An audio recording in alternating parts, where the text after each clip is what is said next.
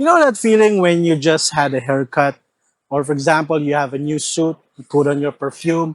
If you were a lady, maybe, for example, you just have a new dress, you got your nails done. You know that sort of clean and really crisp, sharp feeling that you get? This is the sort of feeling that I'm getting from this GAC Emkoo GL. But you know what? Beyond the awesome looks, after spending almost a week with this car, it's been very difficult to find something that's bad for this car. Still on this video, we're gonna give you a exterior and interior tour of this compact crossover. My name is Paul, and you're watching Test Drive PH.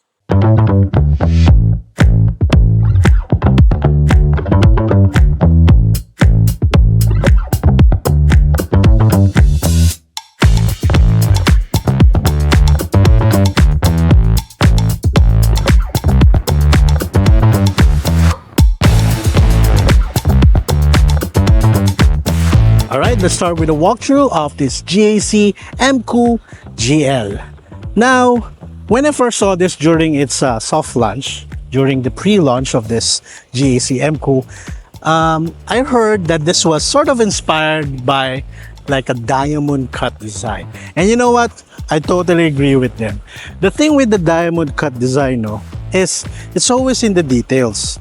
So as you have to sort of go in there and really see the fine details of the diamond cut inspired design nga. So, let's just do that. Now, kita nyo tong mga horizontal lines na dito ng Emkoo, no?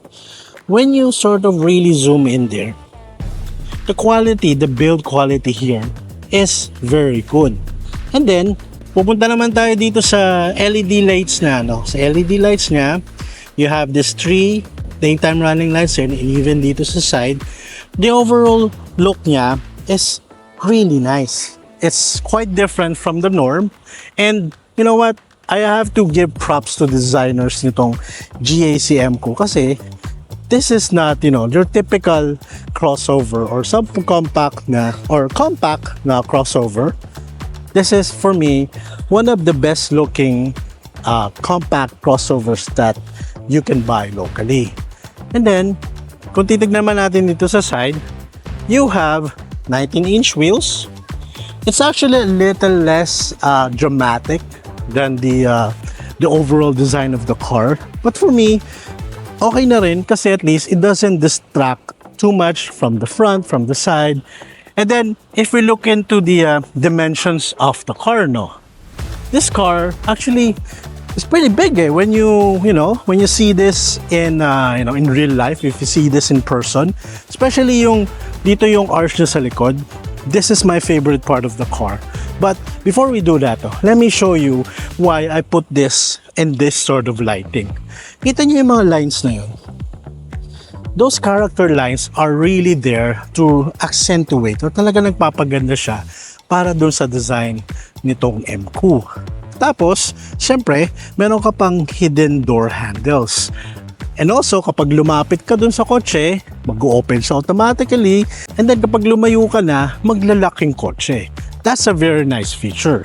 Especially at this price na under 1.5 million, those sort of stuff really add up para sulit naman yung bayad mo. Now, let's move on dito sa rear. I think this is one of the best parts of this Emkoo is itong rear. Now, kita nyo tong ilaw niya. Now, itong lights niya to, no? Guys, they have a special name for it. They call it Quantum Saber Light, something like that. That's that's a little bit cheesy, but you know what? I think it works. At least they took the time to really sort of highlight the design that they made here. And dito naman sa top, actually itong spoiler niya, it kind of looks as a little bit oversized, but at least hindi siya nagbe-blend in lang. Na-highlight talaga siya. And then dito naman tayo sa braking lights, sa brake light niya. One of the things that I really want to highlight, no, is really how everything comes together kapag dito sa GAC Emkoo na to. Ayun nga lang, itong taillights niya, these are not real, these are fake, fortunately. But at least yung accents niya, yung color combinations niya, I think it's tastefully done. pretty good. Then, by the way this has a automatic tailgate. Okay. Then, anyway, we'll talk about the space later on. Pero, initial impressions, look at that. It's pretty big, diba? Tapos, ang maganda pa dito is, yung opening niya, para siyang hatchback na very wide, very big yung opening. And, kita nyo naman, you can also fold 60-40 doon. Tapos, yun nga, meron ka na electric tailgate there. Very nice. I'll just put in the numbers kung how much room that you have here. Pero for me, I don't know if it's obvious na. After a couple of days that I've driven this, I'm starting to really like it, especially for the price that you get. But ayun. So kayo guys, what do you think of the design of this GAC Emkoo? So tara, pasok naman tayo dun sa interior, and let me tell you, it gets even better. Okay, it's time for us to do a point of view tour nitong interior ng GAC Emkoo. Now, first off you have this flat bottom steering wheel. Tapos katulad nung sa Emkoo, this steering wheel is, at first it might seem a little bit small compared to other cars but I think after you get used to it, it's just the right size, to be honest. And then, for example, itong grips mo dito sa side, that really helps when driving. Tapos, try natin yung horn. Very nice. And then, if we're gonna go to the instrument cluster so you have a full digital instrument cluster, 7 inches. Tapos, syempre, you can also configure that. We have several options there. For example, consumption. And memory for your travel, and then tire gauges, and then tire temperature, and then siyempre din yung speedometer mo. You can also change the design there. So there's a really nice set of themes that you can go for. Okay, moving on to the infotainment system of this GAC Emkoo So you have a 10-inch screen here. Then, for example, if you want to adjust your AC, aircon, you can adjust itong touch sensitive controls here, or you can go here to adjust yung fan settings mo. The nice thing about this interface ng GAC Emkoo there's enough space for the interface to have really, very intuitive layout. Now, just a quick tour lang By the way guys, this has Apple CarPlay. Yun nga lang, wala kang Android Auto. However, you do have this itong Carbit link. I've been using that and I've used that to other systems. And if I'm honest, that's probably the next best thing that you're gonna get if you're in Android. Okay, now let's say naman yung performance ng AC. So far, I've been relatively happy with it. And then, for example, if you want to adjust yung temperature, you have this. I'm not sure why you would use that, pero that's interesting. That's a, interesting tidbit. By the way, guys, for example, dito sa side na to, may ilaw yan. Shall show you on the screen now. So, at least yan, may mga color theme siya that you can change, which makes the, the whole experience a lot more interesting. Itong responsiveness naman ng screen, it's pretty good. It's not bad. Very sensitive. Very responsive. Then, ito yung mga controls mo. You have, pwede mo pa adjust yung chassis control mo. But anyway, interface-wise, this interface ng GAC Emkoo, infotainment niya, pretty good. And also, speakers-wise for this one, this has 6 speakers, which sound really nice, very good, especially for the price. There is one tidbit that I have to say. For example, for this particular unit itong aircon vent niya, kita niyo yan, gumagalaw talaga Okay, but this one, it's okay, it's fine. Probably medyo, maybe somebody really yanked it and medyo maluwag na siya, but it's not too bad. ito lang, kung makita nyo, it looks like, you know, a wireless charger, but it's not. So, that's unfortunate. And then, makita nyo to, dito yung hazard, and itong start-stop. Don't worry guys, if you're driving, let's say you accidentally hit this, it won't work, so you'll be perfectly fine. Okay, so don't worry about that. And then, ito yung shift knob mo, or I mean shift lever mo. And then, kita nyo yan, meron din siya parang a little bit of crystal effect there, which is another touch that the GAC Emkoo is really pushing. Then you have your electric parking brake. This is one of your cup holders. This is a decently sized cooler here. This is where you can put your keys.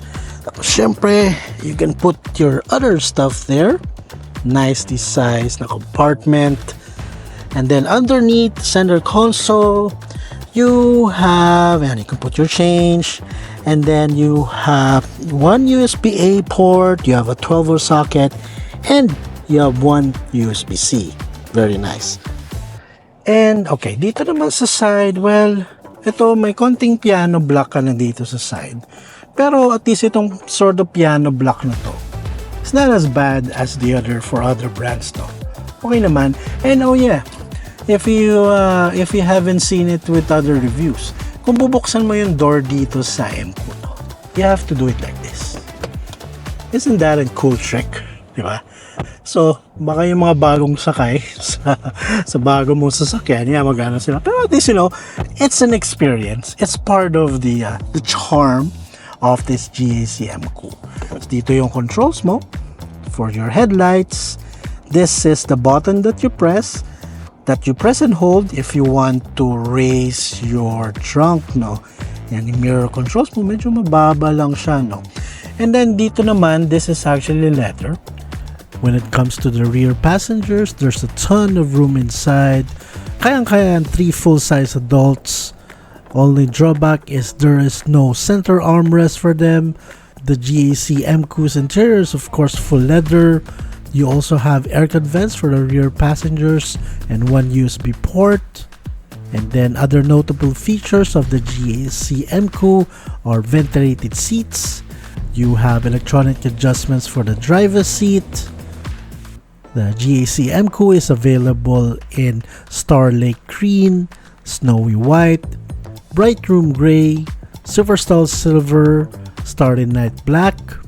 When it comes to safety and advanced driver assist systems, you have dual front and side airbags, electronic stability, hill descent control, a tire pressuring monitoring system.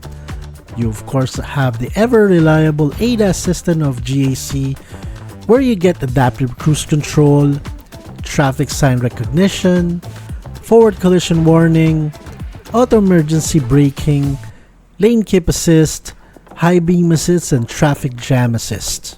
And overall, the experience here sa interior ng GAC Emkoo is very pleasant. And if I'm honest, medyo nahihiya pa nga ako kapag medyo napakapambaya ko dito. Because it's so nice to be here. And at first, no, it's a little bit different. It's not the common thing that you're used to. Pero this one transferred the exterior design to the interior. I think they did a great job. So great job. Taking a look at the engine, the GAC Emkoo has a 1.5 liter gasoline engine that produces 177 horsepower and 270 newton meters of torque. This is coupled with a 7-speed wet dual clutch transmission. The GAC Emkoo is front-wheel drive with front McPherson suspension and the multi-link rear suspension. When it comes to mileage naman, we were able to get about 9 kilometers per liter in the city and about 15 kilometers per liter in the highway.